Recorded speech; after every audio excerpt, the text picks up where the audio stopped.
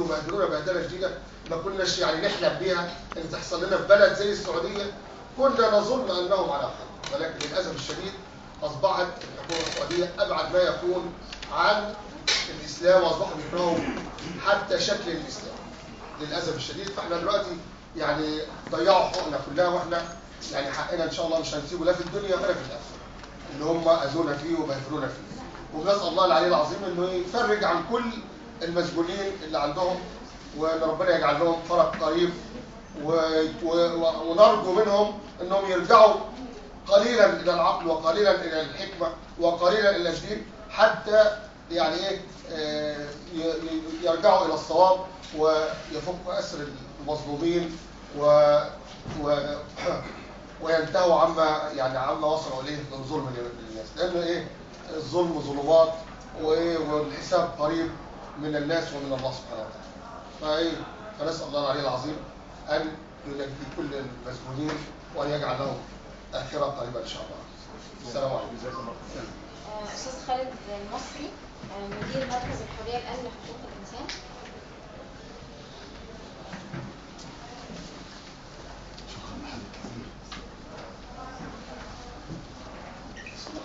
السلام عليكم. والله هو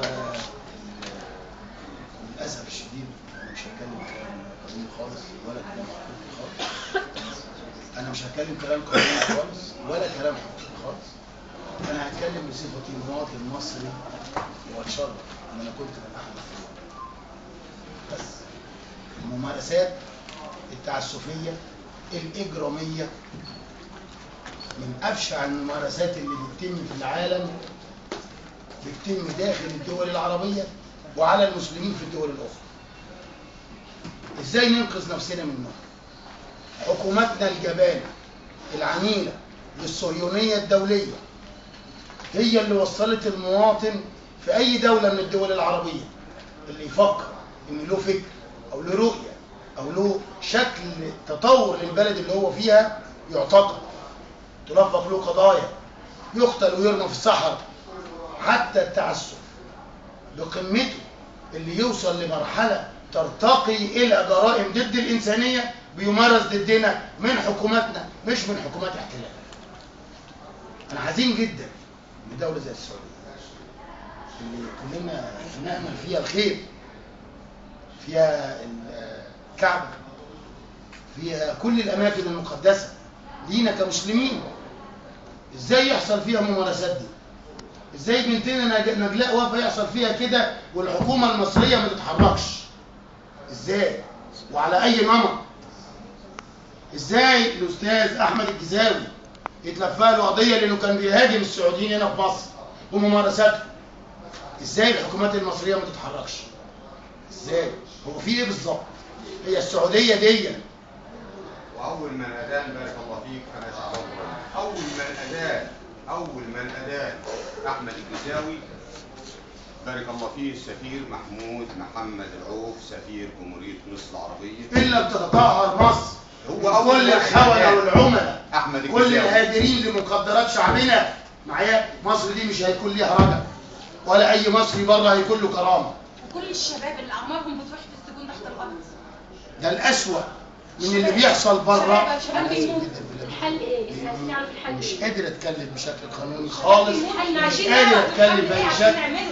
لان احنا كده ده طبعنا. الحل ايه؟ الحل احنا عايزين نقول بس جمله اعمق. ايه اللي بيخلي الدول اللي بره دي ايا كان نوعها وبالاخص الدول العربيه ان هي تهين المصري؟ لان المصري اصلا مهان في بلده ويقتل بالمئات ويقولوا ما نعرفش مين اللي قتل وبيطلعوا براءات. السبب حضرتك معروف. بنتبهدل. السبب معروف. اتفضل. بسبب رئيس الدوله بتاعتنا بنروح نشحت منهم مقصود عيننا. والله دي قضيه معايا للاسف تلمست جزء، للاسف انك تلمست جزء حقيقي من القضيه. فاذا كان الساده الافاضل الموجودين نموذج الصغير من الالوف اللي مرمين في السجون مش في السعوديه بس وفي دول كتير معايا، برضه بسبب ايه؟ بسبب تدني وانبطاح الحكومات وبالاخص الحكومه المصريه. الكارثه الاكبر ان المهانه اللي بنعاني منها جوه مصر هنا والمراره اللي بيعاني منها حتى السجناء المصريين اللي هنا، ده بيخلي اللي بره اذا كنا احنا بنستخف بدم بعض وبحياه بعض وباعراض بعض وبدم بعض وكل حاجه تخصنا، اللي بره هيعمل لنا كرامه ازاي؟ وبناء على انا بطالب كل مصر له ابن سديم في الخارج، اعملوا بينكم رابطه زي الرابطه المحترمه اللي عاملينها الساده الافاضل هنا، رابطه محترمه جدا، نساقوا معاها، ولازم يكون لنا دور عند سفاراتهم. نجلاء وفا دي بنتنا، ازاي احنا ما عندناش هنا للسعودي لما يغلط ما ينجلدش بحكم بلده في قلب بلدنا هنا في قلب ميدان عام؟ انا كراجل مصري لما اسمع كده عن بنتنا هنا وهم هنا لو هنونا بيترضوا لهم تعظيم سلام داخل اقسام الشرطه، وبيتكنسل الموضوع باتصال من السفير. اي حد بيعيش ده كده الموضوع. اي حد بيعيش احنا مهانين جوه بلدنا، فبالتالي استحسد علينا. احنا مهانين جوه بلدنا. احنا بنروح عندهم للكعبه وهم بيجوا عندنا عشان شرع الهرم. وبناء عليه انا بتمنى حضراتكم وكل اللي يعرف حد يتوحد مع الرابطه المحترمه دي، وتحاولوا يكون ليكم وضع اكبر من كده، مش على قد ندوه. في سفارات معنيه، في متحده، في جهات دوليه لازم الناس دي تتفتح. عايزين نرفع قضيه دوليه بس انا ما عنديش ازمه، خلاص نعملوا ده. مركز عندنا تحت امركم في اي حاجه. عايزين نرفع قضيه دوليه. بيضربوا على الطعام، وفي منهم اللي دخل الانفراد وفي منهم اللي دخل دي تصرفات. اما التحركات والاجراءات اللي تنطبق مع معلش يا استاذ خالد، اسفه المقاطعه، هل التصعيد اللي احنا هنعمله بصفتنا احنا كاشخاص ولا بصفه المنظمات والناس المعنيين بحقوق الانسان هنا في مصر؟ لان احنا ما بنلاقيش منظمات، ما فيش اي منظمه محليه او دوليه بتدعم الرابطه اهالي المعتقلين. احنا افراد اهالي المعتقلين فقط اللي مكونين الرابطه، لكن ما فيش اي تضامن معانا من اي منظمه محليه او دوليه في مصر. فالتصعيدات دي هل هنعملها بشكل شخصي بقى مننا كافراد، ولا حضرتك مثلا او هتقوم بيها، او الناس اللي بتمثل حقوق الانسان في مصر هي اللي هترأسنا يعني او هتقوم بيها؟ برافو عليك. اولا يا جماعه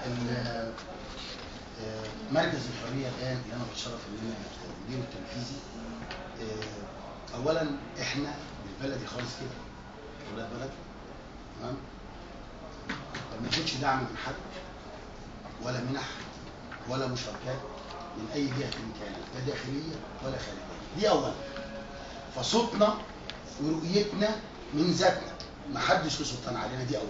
ثانيا، انا بعتب على كل المنظمات اللي موجوده في مصر اللي بتمول بالمليارات وبالملايين في السنين اللي فاتت دي، ازاي ما يدافعوش عن ده؟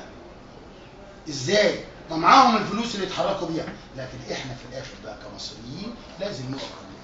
أنا المركز يتحمل المسؤولية كاملة عن كل هذه السؤال. احنا طبعا عملنا كل ده واحد. نمرة 2 ودي الأخطر والأهم،